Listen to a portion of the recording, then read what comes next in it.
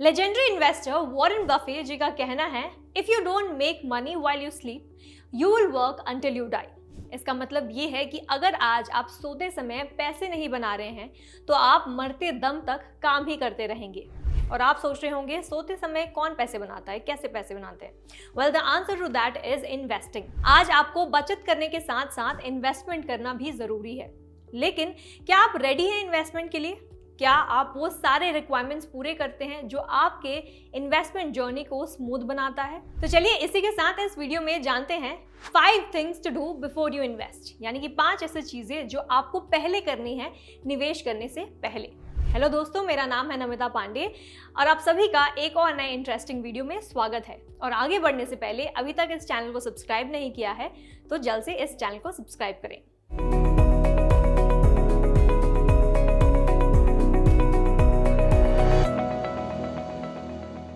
तो सबसे पहला इंपॉर्टेंट थिंग ये है इन्वेस्टमेंट करने से पहले कि आप अपने लिए सबसे पहले इमरजेंसी फंड बना लें। अभी इमरजेंसी फंड क्या होता है? वेल, जैसे कि इसके नाम से हमें पता चलता है, इमरजेंसी फंड यानी कि एक ऐसा फंड जो सारे ही आपके इमरजेंसीज के दौरान आपके काम आएगा। ये चाहे तो मेडिकल इमरजेंसी हो सकता है, पर्सनल इमरजेंसी हो सकता है, या फिर आपको कहीं मतलब बाहर जाना हो उसके लिए पैसे आपको चाहिए। कुछ भी अनफोर्सीन या फिर अनएक्सपेक्टेड जो सिचुएशन अराइज होता है उन सब के लिए आपके पास ऑलरेडी पैसे हों। ये जो फंड होता है जो आप कलेक्ट करके रखते हैं, ये ऐसा फंड होता है जो आप कभी भी एनकैश कर सकते हैं या फिर लिक्विडेट कर सकते हैं ताकि आप अपने इमरजेंसीज को मीट कर सकें। ऐसा इमरजेंसी अगर एग्जांपल दूं तो ये हो सकता है मे बी अगर खुदा ना खास्ता आपका जॉब चला जाए, ऐसे सिचुएशन में आपके पास ऑलरेडी पैसे होने चाहिए। या फिर कोई मेडिकल इमरजेंसी है उसके लिए पैसे होने चाहिए और आपको अपनी सेविंग्स तोड़ने की ज़रूरत नहीं है। या फिर कोई पर्सनल इमरजेंसी हो सकता है एक्सेट्रा। तो कोई भी अनफोर्सीन या फिर अनएक्सपेक्टेड, जब मैं अनफोर्सीन बोल रही हूँ इसका मतलब है कि आगे आपको पता नहीं है फ्यूचर में क्या होने वाला है, तो ऐसे केसेस में भी आपके पास पैसे हैं। कुछ भी हो सकता है पर ऐसे में भी आपके पास पैसे हैं। या फिर अनएक्सपेक्टेड का मतलब है कि मान लेते हैं कि आज आपकी फैमिली वालों ने एक प्लान बनाया है कि हम वर्ल्ड टूर पे जाते हैं, कोई भी फॉरेन ट्रिप पे चले जाते हैं। तो ऐसे केसेस में भी जो अनएक्सपेक्टेड है, जो आपने कभी प्लान ही नहीं किया था, उसके लिए भी, ऐसे सिचुएशन के लिए भी आपके पास ऑलरेडी पैसे होने चाहिए।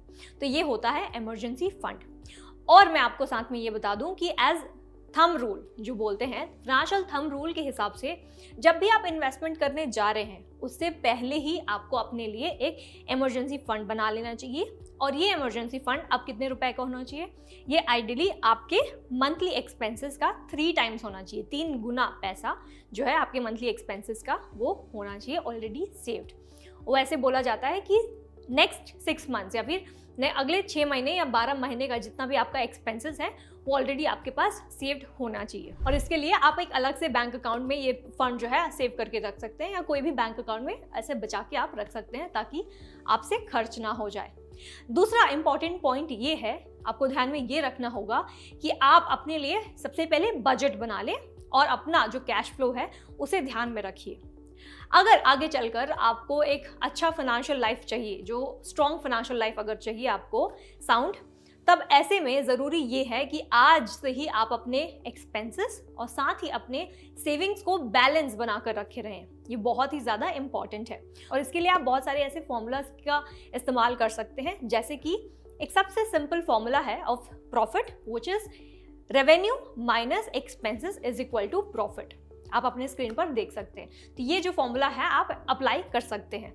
इस फॉर्मूला में बेसिकली आपको ये करना है कि मान लेते हैं आपका मंथली जो रेवेन्यू है, रेवेन्यू इन द सेंस कि आपका इनकम जो है, और ये इनकम हो सकता है थ्रू वेरियस सोर्सेज। जैसे आपका इनकम आ रहा है थ्रू योर सैलरी, 1 महीने की सैलरी आ जाती है, या फिर आप रेंट पे देते हैं अपना घर, उसके लिए आपका सैलरी आ गया, या फिर बहुत सारे ऐसे सोर्सेज जो हैं आपका बेसिकली जो पैसिव इनकम, बहुत सारे जो पैसिव इनकम है आपके, उसे हम बोलते हैं इनकम। तो जितना भी आपका रेवेन्यू है, एज इन द सेंस जितना भी आपका इनकम है माइनस द एक्सपेंसेस। अब यहाँ पर आपका एक्सपेंसेस हो सकता है रेंट पे करना है आपको अपने घर का, या फिर ग्रोसरीज लेने यानी कि खाने का राशन का सामान लेना है आपको, या फिर कोई फीस भरना है, या फिर लोन्स भरना है एक्सेट्रा। जो भी आपके एक्सपेंसेस हैं उसे माइनस करना है is equal to your profit.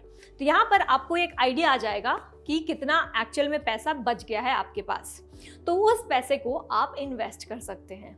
तो यहाँ पे आपको ये फॉर्मूला लगाना होगा, ये फॉर्मूला आपको बजटिंग बेसिकली करनी होगी बिफोर यू इन्वेस्ट। तो जब आप ये फॉर्मूला यूज़ करते हैं और जब आपको ये क्लैरिटी मिल जाएगी कि आपका जो मंथली एक्सपेंसेस है वो कितना है, मंथली सेविंग्स कितना है और मंथली बेसिकली कितना प्रॉफिट आप बना रहे हैं, कितना एक्सेस अमाउंट बच गया है आपके पास, उस अमाउंट को तब आप डिसाइड करें कि उससे इन्वेस्ट करना है। और उसके साथ आप ये डिसाइड करें कि आप एसेट एलोकेशन कैसे करेंगे। बेसिकली आप कहाँ कहाँ कितना कितना फंड किस किस एवेन्यूज़ में डिपॉजिट करेंगे, यानी कि आपको अगर इक्विटी में इन्वेस्ट करना है या फिर डेट में इन्वेस्ट करना है या फिर फिक्स डिपॉजिट करना है एक्सेट्रा। तो जब भी आप इन्वेस्ट करने का सोच रहे हैं, जब आपका एक अमाउंट आ गया कि ये एक्सेस अमाउंट है, इसे आपको इन्वेस्ट करना है, तब आप एसेट एलोकेशन कर सकते हैं। तीसरा यह है कि आप अपने हाई इंटरेस्ट डेट्स को पूरा करें, यानी कि उससे पीछा छुड़ाएं। अब सबसे पहले मैं आपको ये समझा देती हूँ कि जब भी आप लोन लेते हैं, किसी भी तरह का कर्ज लेते हैं, आप डेट लेते हैं, तब यहाँ पर दो तरीके के होते हैं, गुड डेट और बैड डेट। और इसके लिए मैंने एक सेपरेट वीडियो भी बनाया है जो आप देख सकते हैं। वहाँ पे मैंने एक्सप्लेन किया है कि गुड डेट और बैड डेट आखिर होता क्या है। यहाँ पे आपको सबसे पहले ये समझना होगा कि सारे जो लोन्स हैं आपके वो बुरे नहीं होते, लेकिन कुछ कुछ जो ऐसे लोन्स हैं उससे आपको पीछा छुड़ाना पड़ेगा, क्योंकि ये बहुत ही हाई इंटरेस्ट के साथ आते हैं।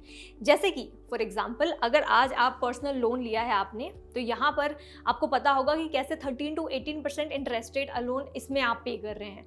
या फिर अगर मान लेते हैं क्रेडिट कार्ड, जो कंपनीज हैं क्रेडिट कार्ड आप लेते हैं, तो यहाँ पर भी बहुत ज़्यादा पर एनुअल, अगर मैं इंटरेस्ट रेट की बात करूँ पर ईयर, तो यहाँ पर 34 to 38% इंटरेस्ट रेट अकेले आप यहाँ पे पे करते हैं।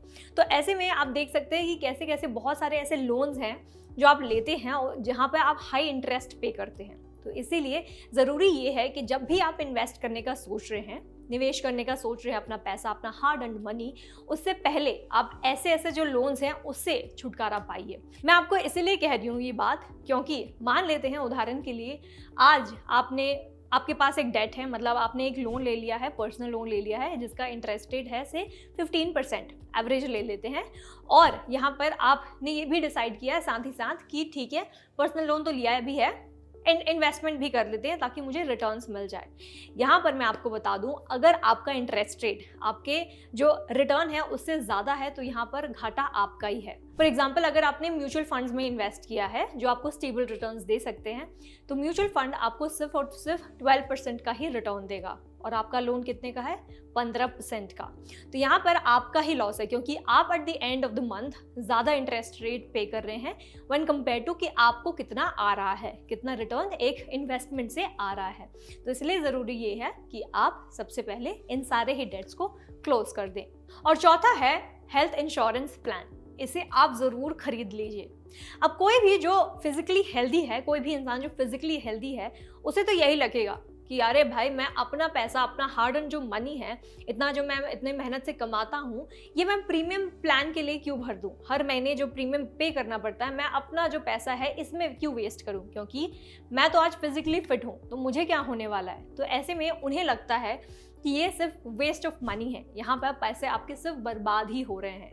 लेकिन यहाँ पर मैं आपको बता दूं, फ्यूचर कोई भी प्रिडिक्ट नहीं कर सकता। अगर हम महामारी कोविड-19 पैंडेमिक की ही बात करें, इस महामारी की बात करें, तो यहाँ पर आप देख सकते हैं कि कितने लोगों की जान गई थी और साथ ही कितने लोगों की जो सेविंग्स थी, घर की सेविंग्स थी, वो भी सारी चली गई थी। स्पेशली जिनके पास हेल्थ इंश्योरेंस नहीं था उन्हें सबसे ज़्यादा नुकसान हुआ था। इसीलिए ज़रूरी यही है कि जो मेंटालिटी है आपकी कि आप एक फिजिकली फिट इंसान हैं और आपको कोई हेल्थ इंश्योरेंस की ज़रूरत नहीं पड़ेगी, तो ऐसा बिल्कुल भी मत सोचिए। और ज़रूरी है कि आप पहले खुद को मेडिकली इंश्योर कर लें और अपने परिवार वालों को इंश्योर कर लें और तभी जाकर आगे आप इन्वेस्ट करें, क्योंकि ज़िंदगी में जैसे जैसे आप बड़े होते हैं उसके साथ साथ आपको बहुत सारे हेल्थ इश्यूज़ भी आने लगते हैं। और जब हेल्थ इश्यूज़ आने लगते हैं ये आपके फाइनेंशियल और साथ ही मेंटल हेल्थ को प्रेशराइज बहुत ज़्यादा कर देता है। तो इसीलिए ज़रूरी ये है कि आप अपने आप को और साथ ही अपने परिवार वालों को मेडिकली इंश्योर रखें।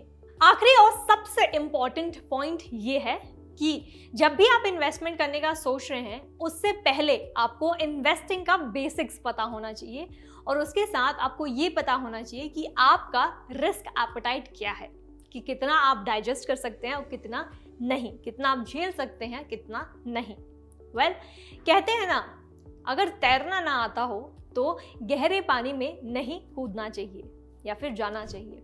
और ये ऐसा ही सेम है जब आप इन्वेस्टिंग करने का सोच रहे हैं। अगर जब आपको इन्वेस्टिंग के बेसिक्स के बारे में नहीं पता तो डेफिनेटली आपको इन्वेस्टिंग या फिर निवेश नहीं करना चाहिए। ये बहुत ही ज़्यादा रिस्की हो सकता है आपके लिए और आपके पैसे के लिए। तो जब भी आप इन्वेस्टमेंट करने का सोचते हैं तब ये आपको ध्यान में रखना होगा कि क्या आपको पता है म्यूचुअल फंड्स क्या होता है, क्या आपको पता है स्टॉक्स क्या होता है, क्या आपको पता है बॉन्ड्स क्या होता है, डाइवर्सिफिकेशन क्या होता है, लिक्विडिटी क्या होता है, वोलेटाइल क्या होता है, वोलेटाइल मार्केट का मतलब क्या है, एक्सेट्रा। बहुत सारे ऐसे बेसिक्स हैं जिनका आपको ध्यान में रखना होगा, जिनका आपको बेसिक्स जो मतलब है वो तो समझना होगा। यहाँ पर मैं आपको ये भी बता दूँ, ये मत समझिए कि आप एक अकाउंटेंट की पढ़ाई कर रहे हैं या फिर आपको एक अकाउंटेंट बनना पड़ेगा, ऐसा बिल्कुल भी नहीं है। पर अगर आपके पास एक अच्छी नॉलेज है इन सब के बारे में, इन्वेस्टिंग के बारे में, तभी आप एक इंटेलिजेंट डिसीजन ले सकते हैं अपने लाइफ में। उसी के साथ आपको ये भी पता होना चाहिए कि आपका रिस्क एपेटाइट कितना है।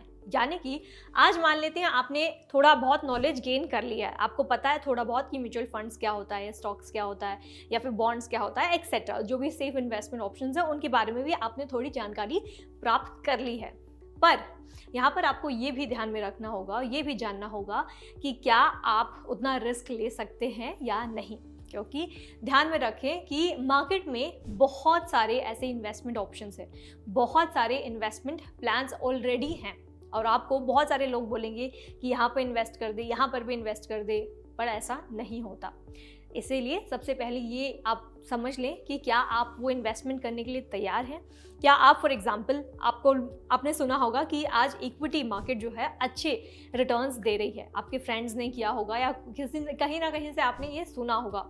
लेकिन क्या आप रेडी हैं वो इन्वेस्टमेंट करने के लिए? क्या आप रेडी हैं उतना रिस्क लेने के लिए? क्योंकि इक्विटी मार्केट में बहुत ज़्यादा रिस्क होता है और ये रिस्क समझना आपके लिए बहुत ज़्यादा इम्पॉर्टेंट है। वहीं उदाहरण के लिए और एक बात बता दूं, अगर आप आज एफडी में इन्वेस्ट करते हैं, मतलब कि फिक्स डिपॉजिट में अपना पैसा रखते हैं, जो सेफ़ है, कम्प्लीटली सेफ़ है, 100% सेफ़ है, पर यहाँ पे रिटर्न्स भी आपको कम मिलते हैं। वहीं ऑन द अदर हैंड आपको लगता है कि म्यूचुअल फंड्स में मुझे ज़्यादा रिटर्न्स मिल रहे हैं तो क्यों ना मैं इसमें इन्वेस्ट करूं। पर क्या आपको पता है ये सब के बारे में? क्या आपको पता है म्यूचुअल फंड्स की कितने सारे वैराइटीज़ हैं, यानी कि टाइप्स हैं, एक्सेट्रा। तो जब आपको ये पूरा डिटेल पता हो जाएगा, जब आप एक डिटेल रिसर्च कर पाएंगे, तभी आपको मैं सजेस्ट करूँगी कि यहाँ पर आप इन्वेस्ट करें। इसी के साथ मैं आपको ये भी बताना चाहूँगी कि अगर आपको जानना है कि म्यूचुअल फंड्स क्या होते हैं, ये कैसे काम करते हैं, कि स्टॉक्स क्या होता है, ये कैसे काम करते हैं, दोनों में अंतर क्या है, किस में ज़्यादा फ़ायदा है, एक्सेट्रा एक्सेट्रा, या फिर आपको किसी भी सेफ इन्वेस्टमेंट ऑप्शंस के बारे में जानना है, उसके लिए मैं आपको सजेस्ट करूंगी कि आप फ्रीडम ऐप डाउनलोड कर लें।